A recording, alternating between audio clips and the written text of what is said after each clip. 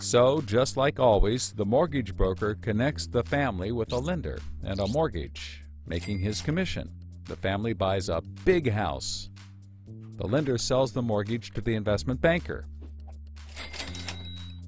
who turns it into a CDO and sells slices to the investors and others.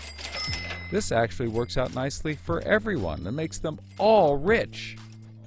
No one was worried because as soon as they sold the mortgage to the next guy, it was his problem. If the homeowners were to default, they didn't care. They were selling off their risk to the next guy and making millions, like playing hot potato with a time bomb.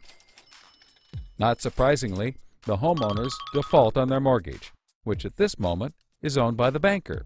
This means he forecloses and one of his monthly payments turns into a house. No big deal. He puts it up for sale. But more and more of his monthly payments turn into houses.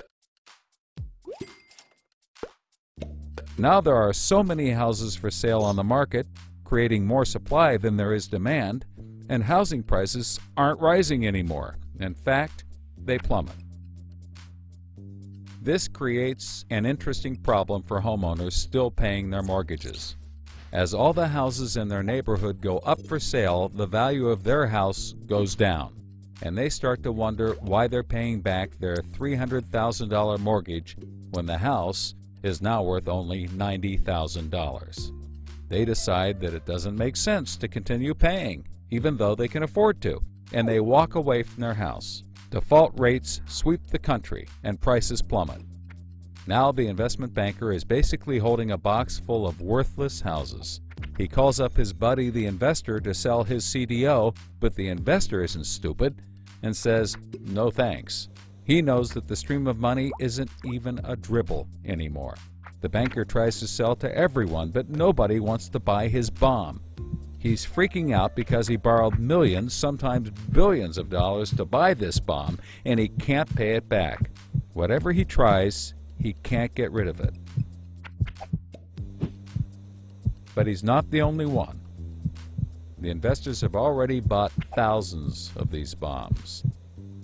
The lender calls up trying to sell his mortgage, but the banker won't buy it, and the broker is out of work. The whole financial system is frozen, and things get dark.